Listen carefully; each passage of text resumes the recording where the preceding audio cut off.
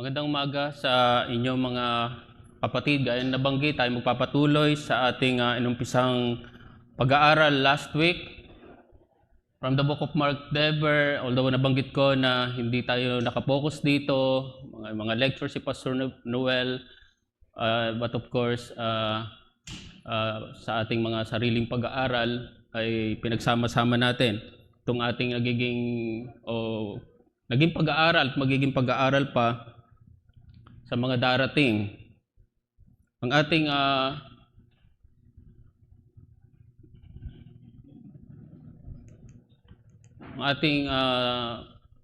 pag-uusapan ngayon ay pinamagatang A Biblical Understanding of Membership, but by way of quick review lang po, in our last lesson, Your Christianity and Your Church, nakita natin ang pinaka-ideya lang doon ay if you are a Christian, you are a member of a church.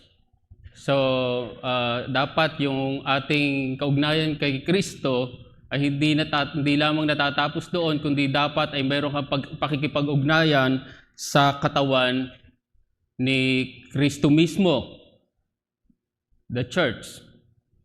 At ang nakita nga nating focus doon is the importance of church membership.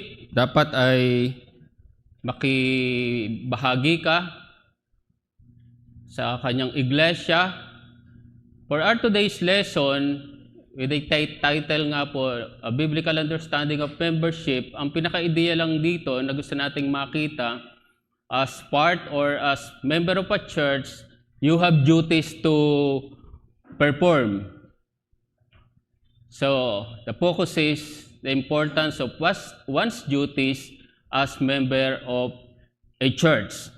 Hindi ko alam kung pagdating sa usapin ng tungkulin sa iglesia ay ito ay maluwag sa ating kalooban, pero para ma-appreciate natin ang sinasabi o tinatawag na tungkulin ng bawat kaanib ng iglesia, mahalagang tingnan natin ito sa tatlong bagay o sa tatlong katotohanan. First, biblical membership means commitment. According to Dever, although may tinagdag tayo dyan,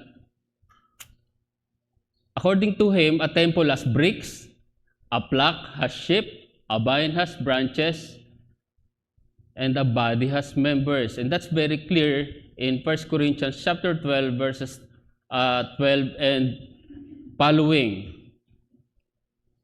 So in that sense, church membership begins when we commit to a particular body. Gaya ng nakita natin last time, napakahalaga ng pagtatalaga ng iyong sarili para maging bahagi ng iglesia mismo ng ating Panginoong Hesukristo. Scripture knows nothing of isolated or roving Christians having no commitment to any local church. Wala kayong makikitang ganyan sa banal na kasulatan, especially in the New Testament. Nakita na natin last time, in the case of the very Apostle Paul, ay after his conversion, siya ay nagnais na makibahagi.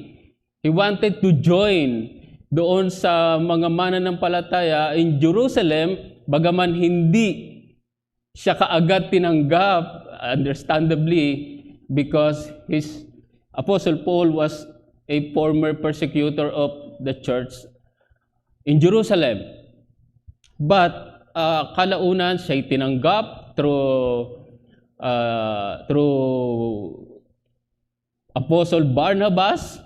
He was vouched by Barnabas, and sinabi sa verse 26, si Pablo daw ay naglabas-pasok doon.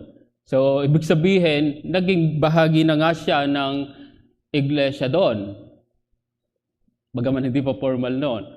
So, it is design and purpose of God to unite Christians in vital bond of Christian love and fellowship to form local churches. Imagine kung walang pakikipag-ugnayan sa isa't isa, kapag ikay naging mananampalataya, ay hindi ka makikibahagi sa kapwa mo mananampalataya, papaano magkakaroon ng isang lokal na iglesia? In Acts chapter 2, after the conversion of 3,000 souls, di ba sinabi doon, and they devoted themselves to the apostles' teachings, and fellowship, to the breaking of bread, and in prayer. So, in a way, makikita natin doon ay nagkaroon ng kalipunan ng mga mananampalataya. So that Christians should develop spiritual and exercise their gifts in serving the Lord and its other within the life of the local church. Doon sa Acts chapter 2, again, verse 41 and following, binanggit doon in verse 43 na yung kanilang mga ari-arian ay para sa lahat. Of course, in times of crisis, makikita pa naman natin yan mamaya, pero ganyan ang nangyari sa kanila. Church membership is not simply a record of a box. Sigurado tayo na may mga ganitong observation si Dever. We once checked, it's not a sentimental feeling, it's not an expression of affection toward a familiar place, etc., etc. It should be the reflection of a living commitment. Otherwise, it is worthless. Ay sana ganito natin makita ang ating tungkulin bilang miyembro ng iglesia, bilang isang miyembro ng iglesia. According to Nigel Lacey, in his sinasabing pinakamaganda niyang libro, mayroon lang daw siya 5 libro, but ito yung sinasabing pinakapopular niyang libro, God's Plan for the Local Church, ay namatay na noong 2007. Those who love the Lord rejoice to be part of such a church and gladly to commit themselves wholeheartedly in fellowship, in prayer, service, and material giving. So, napakahalaga ng commitment sa loob ng iglesia o bilang isang bahagi ng iglesia. So, that's the first. Secondly, na we need to understand, to appreciate more yung duty mo bilang isang miyembro ng iglesia. You need to understand that biblical membership means taking responsibility. So joining a church is an act of saying, I am now your responsibility and you are my responsibility. Ibig sabihin, mutual. Ibig sabihin, hindi one-sided. So dapat ay ganito natin tinitingnan yung ating iglesia, yung kalipunan na meron tayo, yung katabi mo, responsibilidad mo, ikaw ay responsibilidad ka din ng iyong katabi. Hindi yung wala tayong pakialaman. Mahalaga yung magkakakilala, mahalaga yung hindi lang sa pangalan magkakakilala, mahalaga na lubos tayong magkakakilala, at sa mas malalim pa ay dapat makita natin ang tungkulin ng bawat isa. Tungkulin ng isa't isa. Malinaw naman po yan sa New Testament, maraming one another doon. So like love one another or serving one another, encouraging one another. So that's the pattern na ating kinikilala bilang isang iglesia sa bagong tipan. In 1 Corinthians 12, Paul used the idea of a physical body to describe the life of the church.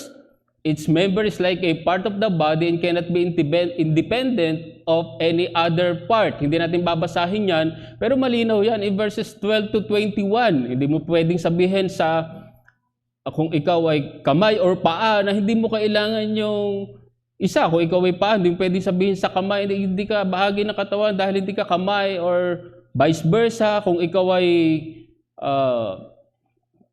binanggit ba yun, ilong, or kung anumang bahagi meron tayo, ay hindi natin po pwedeng sabihin na kung hindi ikaw yung bahaging yon, ay sabihin mo ay hindi ka bahagi ng katawan. Yan ang gustong sabihin dyan.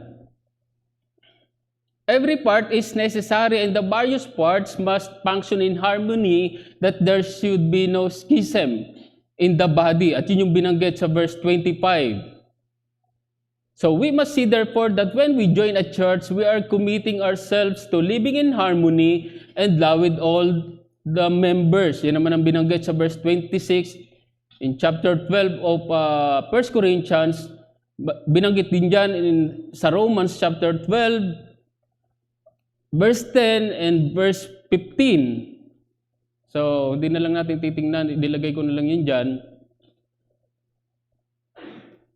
So, those who are not prepared to accept this commitment are not suitable candidates of church membership.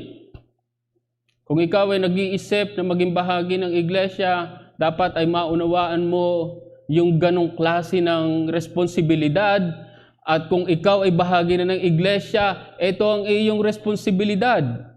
Kaya mahalaga na reviewin natin ang ating church covenant, and Lord willing, baka magkaroon nga tayo ng pagtuturo dyan next month by our pastor, Pastor Ike. Magandang tayo ay mapanariwa. But ito yung mahalagang maintindihan natin dito. Bilang miyembro or bilang magmiyembro. Again, quoting from the book of Nigel Lacey, God's plan for the local church. As members of His church, we share a high privilege. So, ito, malimit nating marinig to. Isang malaking pribilehiyo na maging bahagi ng iglesia, pero hindi natatapos doon. Meron ding responsibilidad, high responsibility. So, biblical membership means commitment, biblical membership means responsibility, at para lang bigyan ng kaunting diin itong pangalawang ito, biblical membership means accountability. Sabi ko, ano ba pinagkaiba ng responsibility and accountability? Pero I'm referring to our accountability to our God Himself. So, who's responsible about the life and health of the church? Is it pastors and church leaders? Ang sabi ni Dever, definitely. Malinaw naman yan in Hebrews chapter 13 verse 17. But how about every other Christian? Sabi ni Dever, absolutely. At ang magandang passage dyan is from Ephesians 4 verse 16, which says, from whom the whole body joined and held together by every joint with which it is equipped. Itong pansinin nyo, when each part is working properly, each part makes the body grow so that it builds itself up in love. So makakita nyo yung napakahalagang tungkulin ng bawat bahagi ng iglesia para sa ikatitibay nito.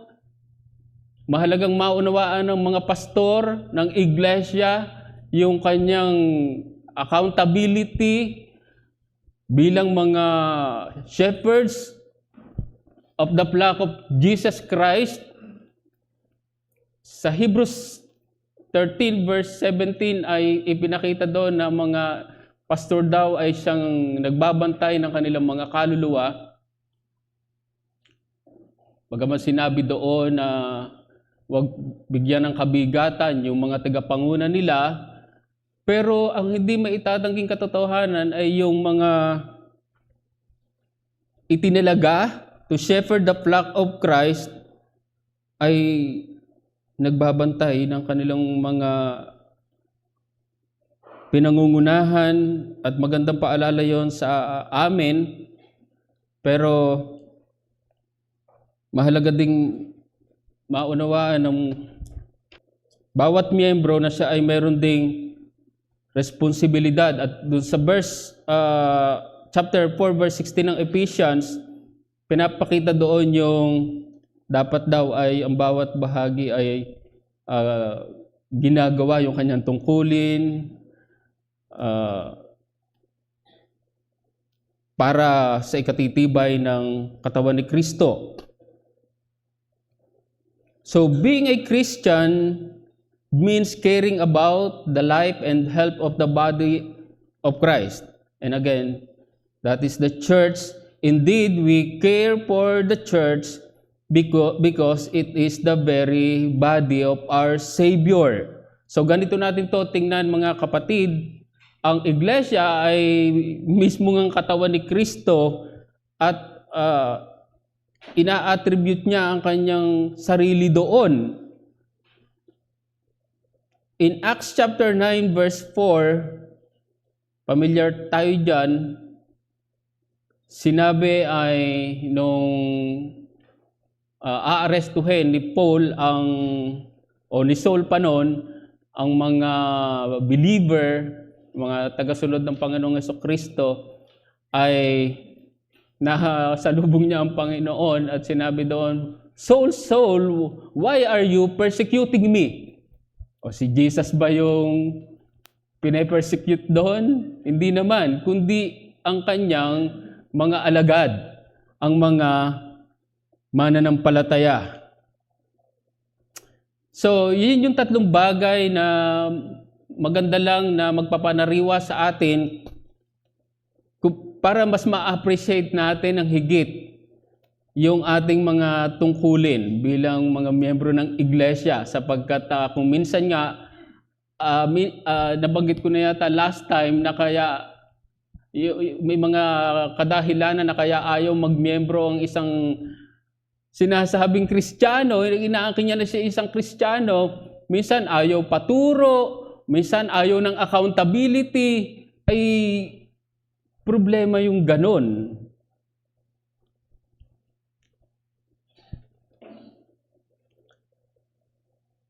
Now let's go to some examples of duties.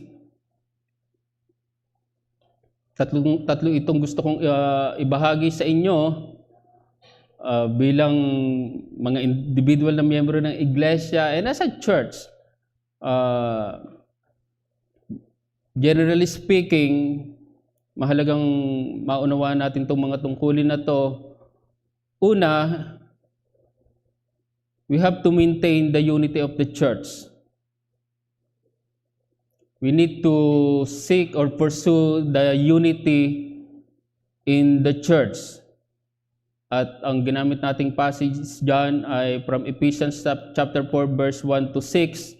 Hindi na natin tutunghayan yan, pero sinabi doon, inaman ni Pablo yung mga mananampalataya dyan na magkaroon sila ng pagkakaisa in the bond of peace.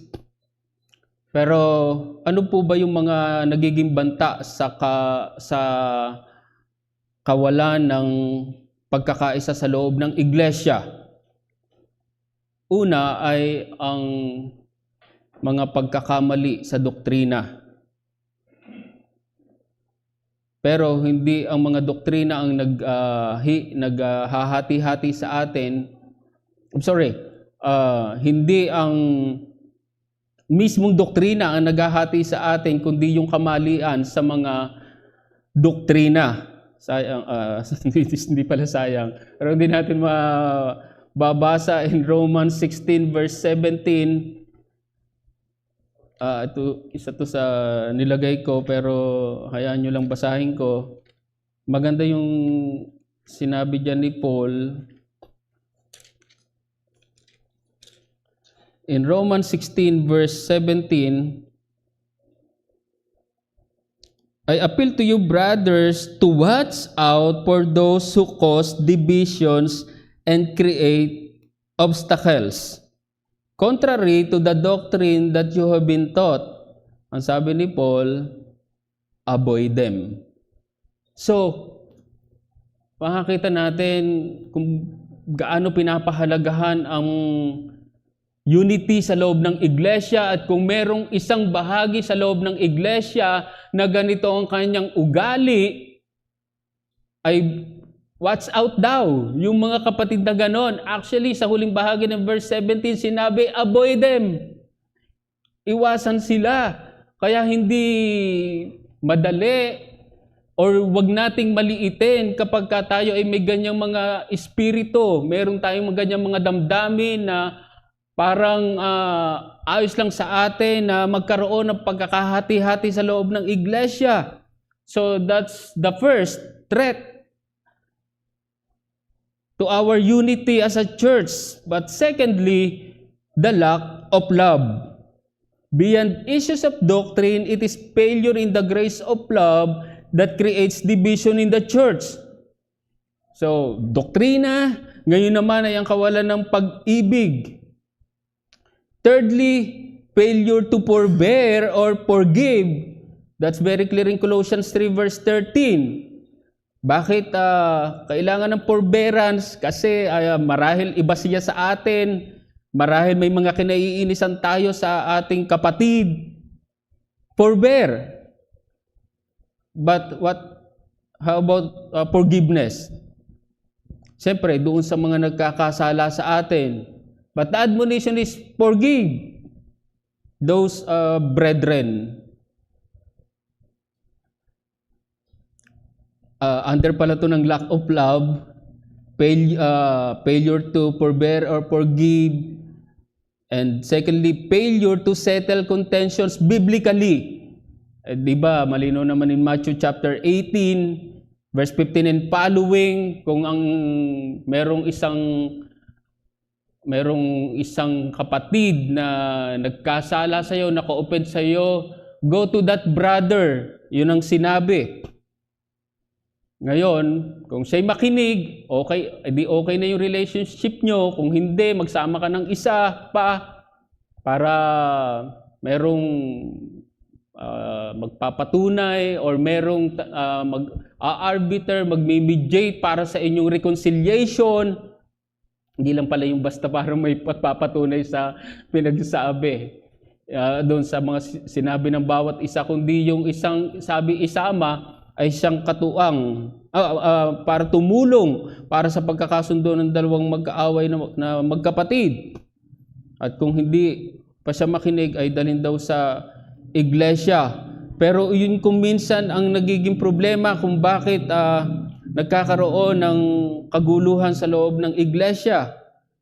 Hindi na-apply yung tamang proseso ng sabihin nating discipline or yung pag-confront sa isang kapatid na nagkakasala. Thirdly, yung nabanta sa kaisahan ng iglesia ay yung partisanship. The tendency to identify with a group as rival to other groups. In 1 Corinthians 1 verses 10 and following, sinabi doon, I am of Paul, I am of Apollos. Ay hindi ba kapag kaganyan ay talagang divide ang church? Fourthly, ay yung tinatawag na homogeneity. The growth of the church is facilitated by deliberate concentration on the same social class. Ibig sabihin ay dapat ang isang iglesia ay parang meron lamang isang uri ng mga tao sa iglesia. Kung mga professional lang. Kung ano mang profession yun. Kung mga abogado, ay dapat lahat abogado lang. Hindi pwedeng samahan ng iba, sapagkat kapag sinamahan mo ng iba ay baka hindi tayo magkaintindihan. That was spearheaded by Donald McGabran, 1897 to 1990. Ito ang tinatawag na Church Growth Movement, built on the concept of homogeneity. But this contradicts the Pauline concept of new humanity without social barriers based on faith in Christ. Diba? In Galatians 3 verse 28, there is neither Jew nor Gentile, nor slave nor free. So, yun yung ipinapakita dyan. Nasaan na tayo? Okay. So, yun yung isang halimbawa ng tungkulin ng isang miyembro man ng iglesia o ng isang iglesia mismo. Yung pagpapanatili ng kaisahan, but pangalawa ay itong pagtulong sa nangangailangan na tinatawag nating benevolence. Pag sinabing benevolence, it is a act, these are acts given as imperatives and matters of apostolic instruction in the New Testament church. So the idea there, the concept there is that the church's mandate of reaching out the needy with practical help. At makikita natin yung sinasabi sa bagong tipan in Matthew chapter 25 verses 31 and following, yung service to the needs of the Christians na tinawag na my brethren is directed to Christ Himself. So mahalaga maintindihan natin mga kapatid na kung tayo ay aabot ng ating tulong sa sinumang nangangailangan, ay ito ay mismo ay ginagawa sa ating Panginoong Hesukristo. In Acts 4:32 and following, nakita natin kanina, in crisis situations, the church may practice a voluntary community of goods. Voluntary. In Acts 6 verse 1 and following, the creation of the diaconal office was in response to the temporal needs of members without compromising the priority of the ministry of the word. In Acts 11 verse 28, the concern and practical help extend from church to church. So, mahalaga yan mga kapatid. Hindi lang tayo nasa loob ng iglesia. In Galatians 2 verse 9, remembering the poor was part of the missionary intent of Paul, and probably that is a reference to Jerusalem. In Galatians 6 verse 10, doing good is to have an extensive reach, but must prioritize the brethren. In Galatians 6 verse 6 and 1 Corinthians 9 verse 11 and 1 Timothy 5:17, special sensitivity and priority is to be rendered to those who minister the word.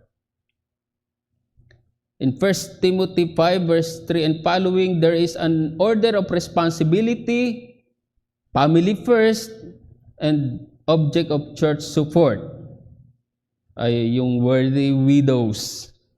So maging doon sa mga pagginagawa nating pagtulong, malinaw ang bagong tipan. So hindi ka agad tayo basta-basta tumutulong kung kaya ng pamilya na alalayan ng kanyang mismong kamag-anak marahil, kailangan nila itong gawin. At kung kailangan talagang tumulong ang iglesia, binanggit nga na widows, dapat ay mga karapat-dapat lamang na mga balo, hindi yung mga widow na may mga binanggit ba doon na parang mga maiingay or mga chismosa or kung ano pa man. Hindi sila sapagkat or yung mga bata pa marahil na pwedeng mag-asawa muli, kundi talagang sila. Kasi pag sinabi talagang widow, especially sa Old and even sa New Testament, ay talagang they are totally dependent to God. Wala na talaga silang inaasahan. Kaya maging sa loob ng iglesia ay hindi basta na lamang tayo abot ng abot. Lagi itong may pagsusuri. Sana maintindihan nyo yon mga kapatid. At sa aming mga bisita man, sana ay maunawaan nyo na ito yung biblical principles pagdating sa pagtulong sa nangangailangan. In 1 Timothy 6 verse 17, the rich have a special responsibility to share their goods. At dapat naman, dahil marahil sila talaga ang lubos na may kakayanan, marahil sobra-sobra sa kanilang mga pangangailangan, they have to share. Hindi yung sharing dito ay higit doon sa pagbibigay. Parang pag sinabing share, merong effort pa.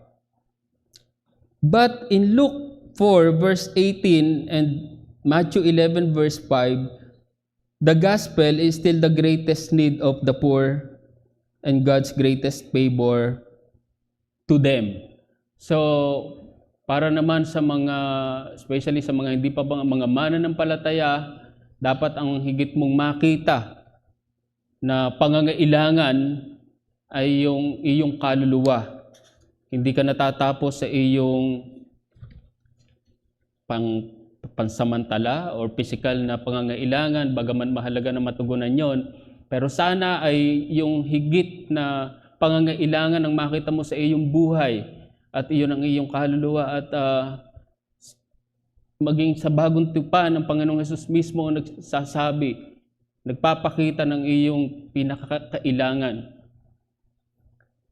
So, una, maintaining unity. Pangalawa is helping the needy. Yung tungkulin ng isang miyembro and ng isang iglesia. But thirdly and lastly is the continuing prayer. Prayer is included in the regular activities of the church. And again, that's very clear in Acts 2 verse 42. They devoted themselves to the apostles' teachings, in fellowship, to the breaking of bread, and in prayer.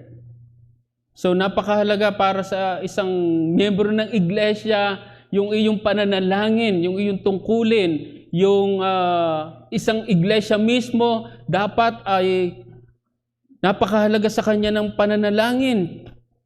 Nakita natin kanina sa mensahe din yan, both individually and corporately, napakahalaga ng pananalangin. And I agree doon sa katotohanan yon, sa mga oversight na ginagawa ng inyong mga elder.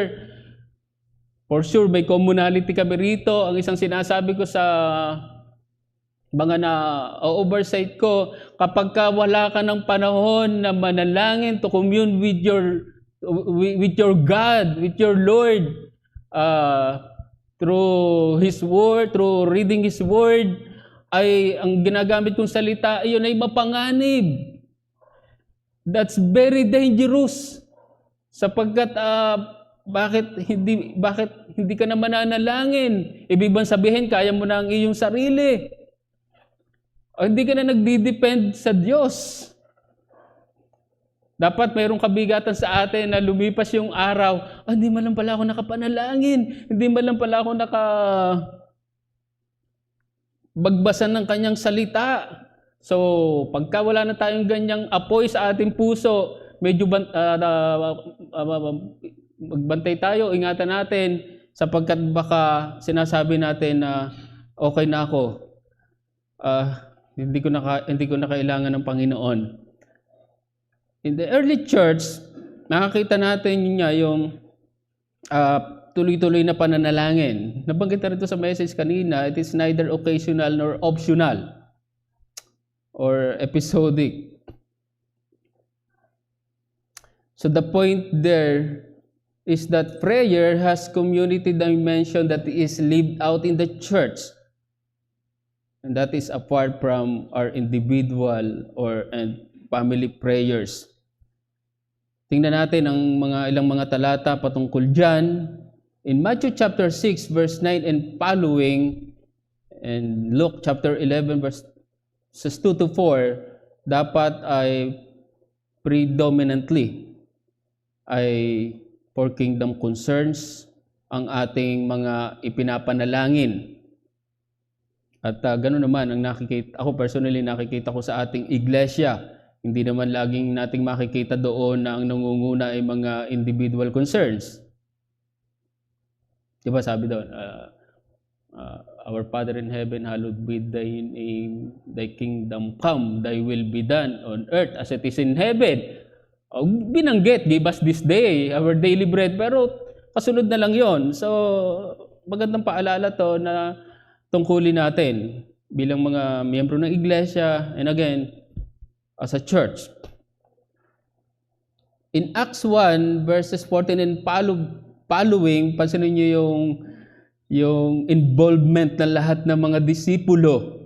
Women's presence was noted.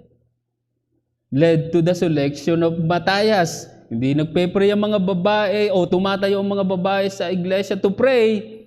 Pero sila ay kasama sa pananalangin. Kaya sa inyo na mga kapatid naming mga kababaihan, huwag niyong isipin na hindi ka naman nananalangin. Hindi, kasama ka sa pananalangin ng iglesia. Imagine, through their prayer, ay nagpahayag ang Panginoon kung sino ang kanilang ipapalit kay Judas. And that was Apostle Matthias. In Acts 4 verse 23 and following, tingnan yung halaga ng prayer. Yung response to threats of enemies. Di ba may mga bantayan mula sa mga leader ng Jerusalem? In Acts 12 verse 5 and following, that is supplication on behalf of a leader's need. Di ba si Peter, nung siya ay maaresto, pero nadoon yung pananalangin ng iglesia at kita natin na si Pedro ay nakalabas sa bilangguan. In Acts 13 verse 3 and chapter 20 verse 36 and chapter 21 verse 5, yung commendation to God on missionary journey. Colossians 4 verse 2 to 4, appeal for vigilance in prayer. James 5:14, prayer for the sick and spiritual good. And 1 Corinthians 11 verses 4 and following, 13 to 15, yung requisite of orderly conduct of prayer in the church. And in 1 Timothy 2 verse 1 and following, the extent of prayer and intercession, ito ay para sa lahat ng tao, kings, and for peace, for salvation. And lastly, in 1 Timothy 2 verse 8, the manner of prayer ay pinangungunahan ng mga lalaki. So, paalala lang sa mga kalalakihan, maging handa tayong manalangin. Huwag tayong parang may mga kabigatan sa ating pananalangin, sa loob ng iglesia man o sa inyong mga tahanan, tayo ang nangunguna at baka tayo pangunahan ng mga babae. Ito ay isang kamalian. Gusto ko lang balikan ng kaunti yung nangyari sa Garden of Eden. Dahil sa failure ng head na si Adam, ay natukso ang kanyang asawa na si Eva. Kaya nga ang sinabi ay through one man ay tayo ang lahat ng sangkatauhan ay nagkasala. Hindi binanggit through one woman. Hindi kay Eva. Kaya kahit dito, mahalaga yung tungkulin mo bilang miyembro ng iglesia, kung ikaw ay lalaki. At sa isang iglesia, mahalaga ding tanggapin natin na pagdating sa pananalangin ay ang mga lalaki ang nangunguna dito. So, by way of concluding to, tapos na tayo. Ayan yung sabihin ko that the one who is part of the church must be loyal and concerned for the good of the church. This is his commitment, responsibility, and accountability to Christ, the head of the church. So, again, that's my simple presentation regarding biblical membership in the church. So, any question po sa ating tinalakay ngayon? Yes, Tita Emma.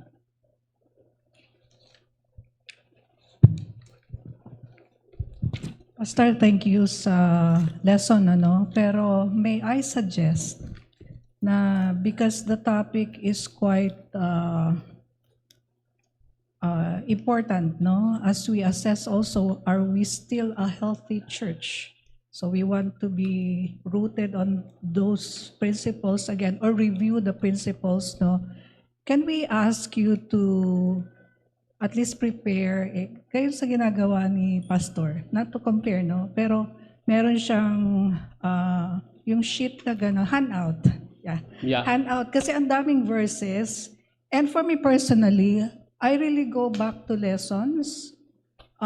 Kung meron ako hindi masyado naintindihan, binabalikan ko yung verse to open up, to be enlightened more, and also to be able to apply those verses. Kasi sabi ko, ako ba nagiging part nung disunity? So, kaya nga napaka-importante nung topic but I think you rushed through it, and without mahirap namang kuha sa phone, kasi sometimes I do that.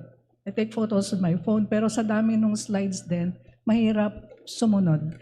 So, if I may request, na sana meron pong handout as you go to this topic, o be reviewing kung ano yung healthy church. Healthy pa ba tayo?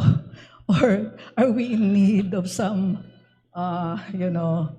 assessment, or dapat ba i-check up natin yung sarili natin if we are still good members?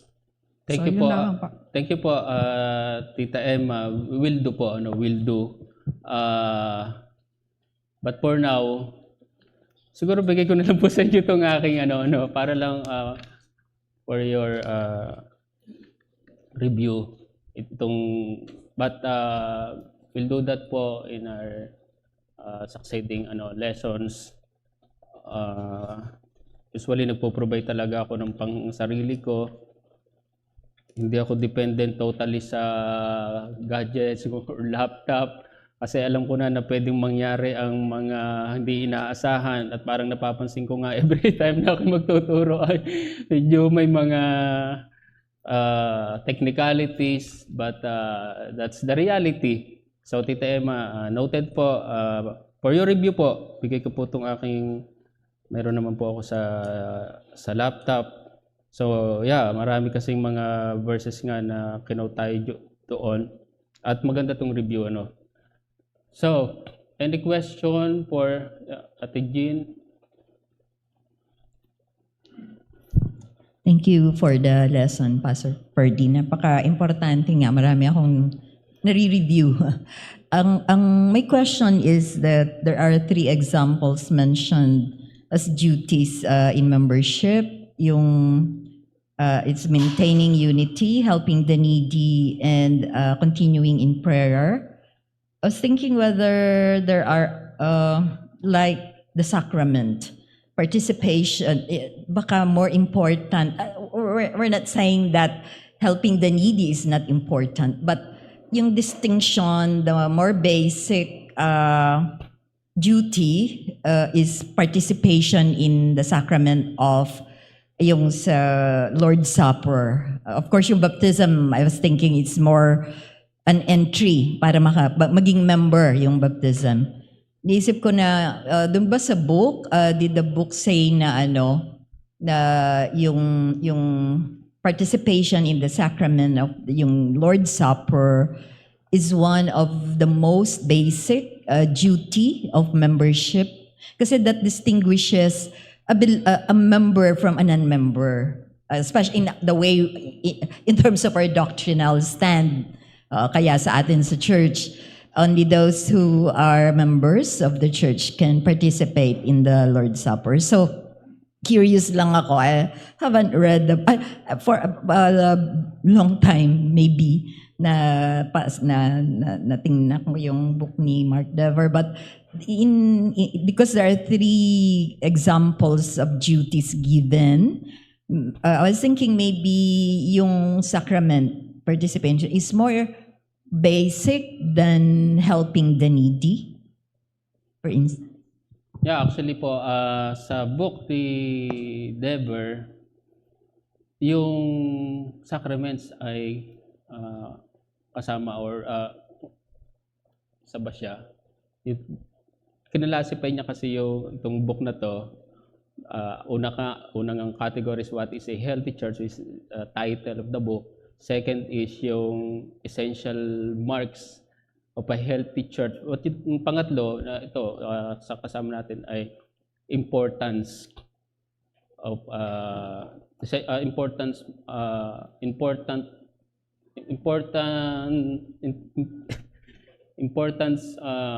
ng mga marks of a healthy church ay under itong ating pinag-uusapan. So, kung familiar kayo, sa 9 marks yata ito, ay kasama nga doon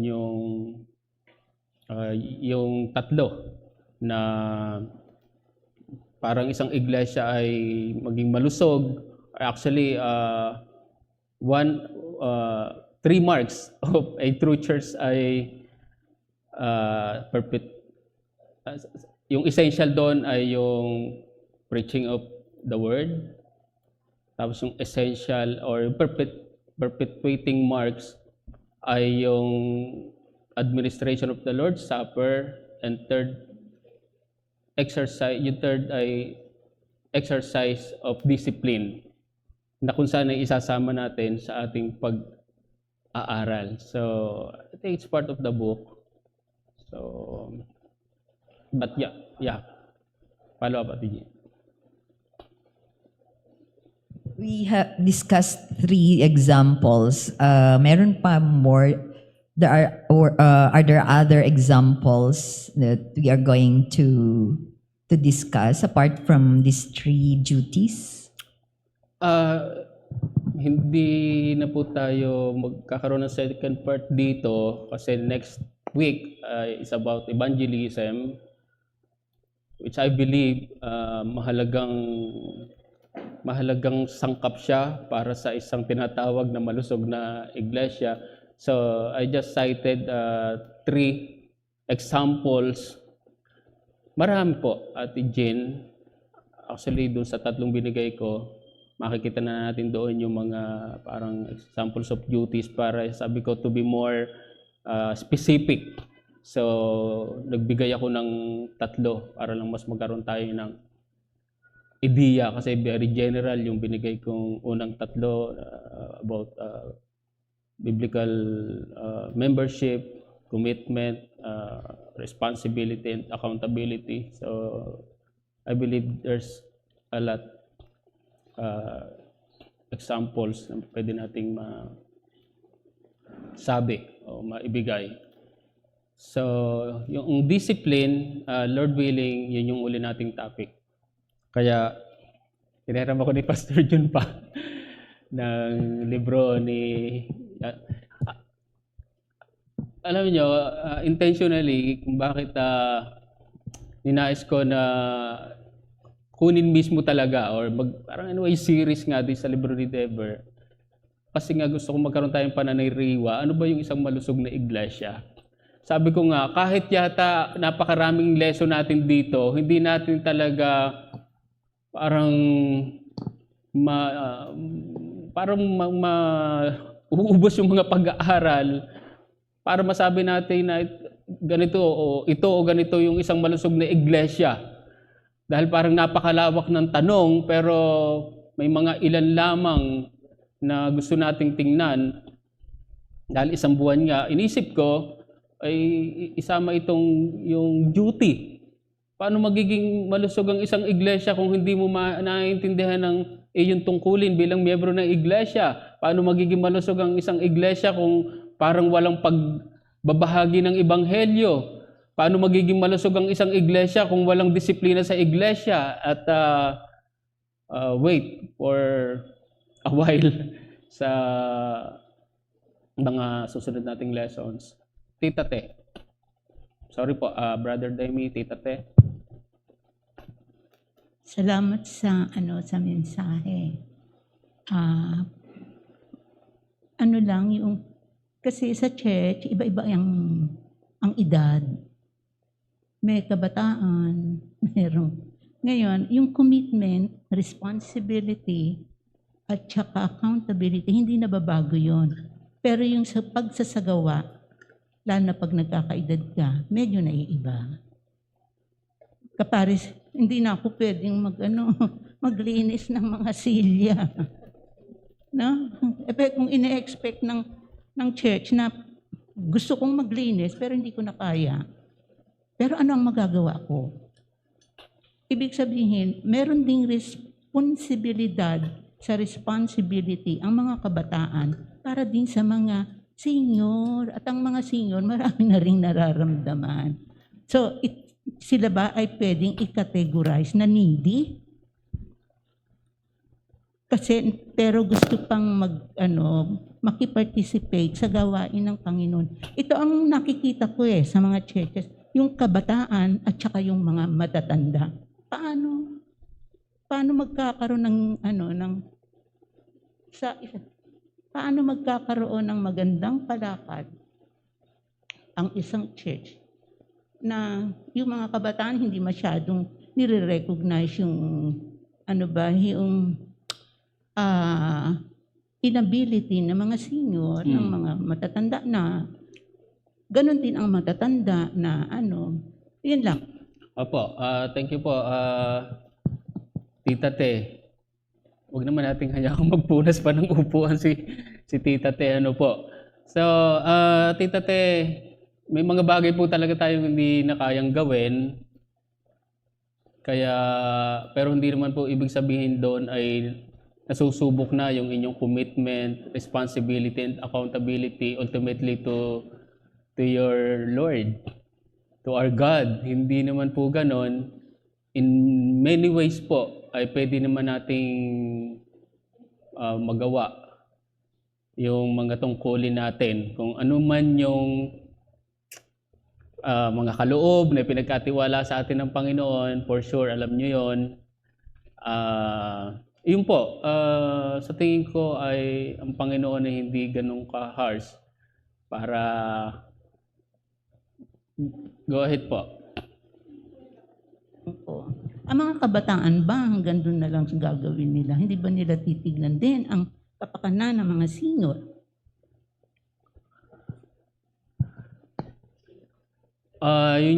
Sa mga kabataan ay dapat makita natin, kilalanin natin ang mga inabilities, kung pwede natin sabihin ganon, ng mga nakakahigit nating nakatatandang mga kapatid, and we need to be more sensitive sa ganoon. Kaya talagang very biblical, Tita Te, yung binabanggit nyo. Remember your Creator at the days of your youth. Ibig sabihin, iba talaga yung nagagawa nun. Kaya yung mas hamon sa mga younger brothers or sisters in our church na talagang mas paggamit. Halimbawa, hindi mo may kukumpara yung isang kabataan or single sa isang family man or family woman. Dapat makita natin yung gusto ko lang bigla ko tuloy na alaala yung isang kwento na binanggit ni John Piper.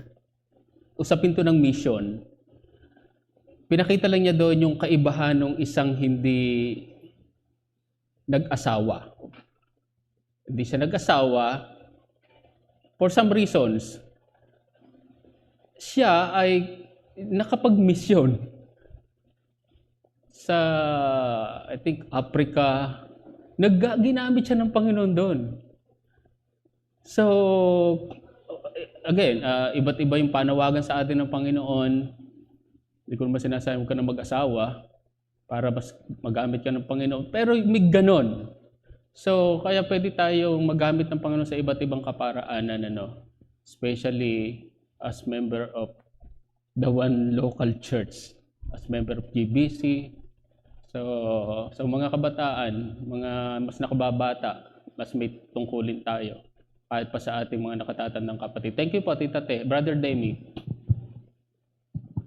Ito lang po ay in fairness yung parang tanong ni Ma'am Jean kanina na para bang tingin ko naman ay in fairness to the author at saka sa the way you presented it earlier na marami ka po kung nabanggit ng tungkol dun sa Acts 2:42 na tungkol sa mga sa duties and responsibilities. So maliwanag na and they devoted themselves to the apostles' teaching and the fellowship, to the breaking of bread. So ito po yung ating hinahanap siguro na yung Last Supper, mga ganyan po, sacraments natin, and the prayers. So maraming beses niyo po nabanggit ito kanina, yung Acts 2:42. Yeah. Baka yan din po yung ayun lang po. Yeah. Tungkulin naman talaga yon. Actually, ano pa nga to mandato sa isang iglesia, bakit tayo ay administer ng Lord's Supper. So, actually, yun nga, parang hindi ko na lang gaanong matandaan. Yung binanggit siyang essential marks, parang isa doon ay Lord's Supper or hindi naman yata baptism. So, pero sa 9 marks ay pinakita doon yung what is a true church. O parang gano'n. So, preaching of the word, administration of the Lord's Supper, exercise of discipline. So, Brother Romel? Sharing lang and challenge, especially in our elders. Nabanggit mo, Pastor, na sa iyong pagtuturo na magkakaroon ng pagtuturo patungkol sa Church Covenant. Kasi sa akin pong experience, naging member ako this year nung 3rd week ng March, Pero hindi na ipaliwanag sa akin yung Church Covenant, Kaya medyo parang hindi ganun kaliwanag sa akin na maunawaan ko yung Church Covenant, Pero isang tama din naman na decision ninyo na talagang magkaroon ng pagtuturo kasi pagka meron po tayong magpapamember na unprofessional or uneducated ay talagang mahihirapan po na maunawaan yung ating Church Covenant unless na talagang may magtuturo po para talagang maipaliwanag po yon. Kaya much better po na talagang magkaroon po ng pagtuturo about Church Covenant. Sa membership naman po ay mahalaga rin po na tama po yung motibo. Kasi bago po ako nagpa-member dito, almost half year, Sabi ng ate ko ay Brad, magpa-member ka na kasi sayang yung benefits. Ibig sabihin, yung mga benepisyo ng church. Pero kung ang akin pong pangunawa ay doon lang sa, halimbawa sa financial, doon lang ako babase para ako magpapamiyembro, hindi ako tatagal sa iglesia pong ito. Kung wala po akong magiging pag-aaral at pagsusuri about sa doctrine ng iglesia. Di ba po? Kasi sa ano lang po yun financial or material. Pero sa akin po, yung tama sa bawat magpapamember, talagang yung biblical understanding ng kaya ka magpapamember ay dahil sa dahil sa yung matatag na prinsipyo na talagang ang itinuturo ay talagang yung katotohanan ng Word of God. Yun lamang po at maraming salamat. Thank you, Brother Romel. Pastor John, alam mo na. Alam mo na natin. Pero yun nga, Lord willing, si Pastor Ike ay magpapanariwa sa atin ng Church Covenant. Ito binanggit namin kay Pastor Noel. Sabi ni Pastor Noel na ituro niya ito many years ago. So siguro parang inayunan naman niya na it's about time to refresh our Church Covenant. So medyo humingi kami ng konting paumanhin sa Dom Brother Romel na hindi nga lubos na so magpapanariwa tayo dyan. Okay, so last two kung meron last 2 points, thoughts. Meron pa? Yes po, ate. Si ate. Carol, ate Carol. Carol po. Ayun si ate Sara. Si Sara sa likod. Si ate Carol. Okay. Maganda yung topic. At nabanggit ba ni Mark Dever na all these things, ang principle niya is really a healthy church is reflected by its members. Na are we followers of Christ? Do we model the Christ-like believer? So sa akin, personal ko, when we see a member or the membership modeling Christ, I think that's a very healthy church. All these things are steps na practical at the level of everyday things we can do. Pero sa nakita ko sa kanya, tulad ng mga sinabi mo rin, Pastor, salamat sa sharing na ito, mahalagang-mahalaga, is that it is reflected by how we live our lives as members so that whenever people outside see us, they see Christ. Exactly. And that's a very high responsibility and it's a high commitment. It's the essence, Yeah. the total essence of our being Christians. Thank you po, ate Carol. Salamat po sa inyong na-share. And that's very true. Kaya nga po, sabi ko, ito naman librong ito ay marahil ito'y nabasa na ng marami sa atin. Pero gusto ko nga lang sanang hiramin yung mismong titulo ng libro, again, just to refresh us. What is a healthy church? Hindi ko sinasabing hindi healthy ang GBC for so many years. I can say po na itong church na to, by the grace of God, ay naging malusog. Hindi naman ibig sabihin ng malusog, walang problema, walang pagsubok. Hindi totoo yon. Masasabi pa nga natin na kaya nagiging malusog o pwedeng maging malusog ang isang iglesia ay sa pamamagitan ng mga pagsubok sa atin ng Panginoon, and that's the doctrine of sanctification. Sinasanctify tayo ng Panginoon over the years of our experiences as a church. So, last thought po, meron pa. We have 2 minutes, 4 minutes left. Kung may hahabol, thought, testimony, bilang isang miyembro ng iglesia, ano yung inyong na-experience or marahil na ambag para maging malusog ang isang iglesia. Sana ay walang divisive spirit.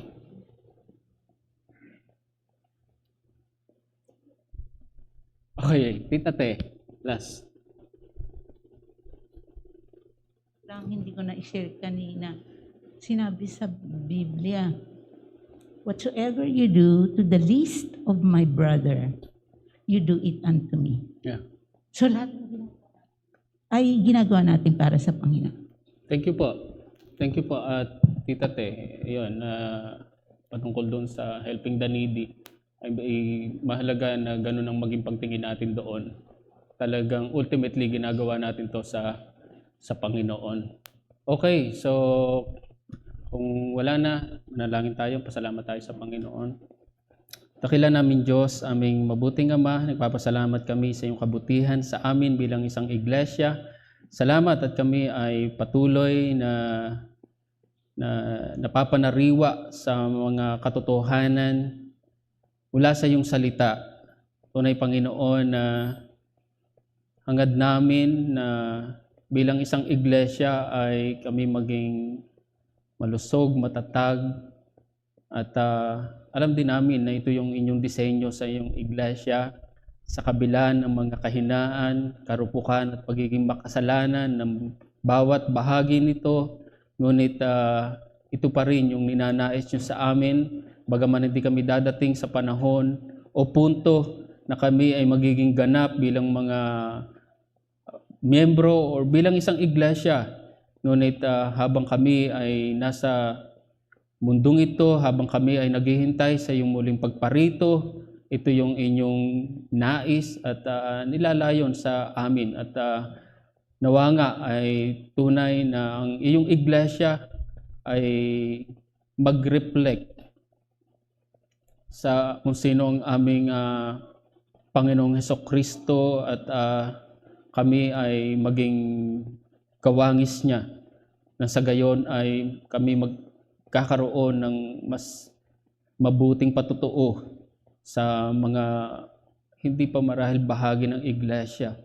Kaya salamat Panginoon sa iyong kabutihan sa amin. Nilolob niyo kami na patuloy na mag-aral ng iyong salita at naway tulungan niyo kami na maging masunurin.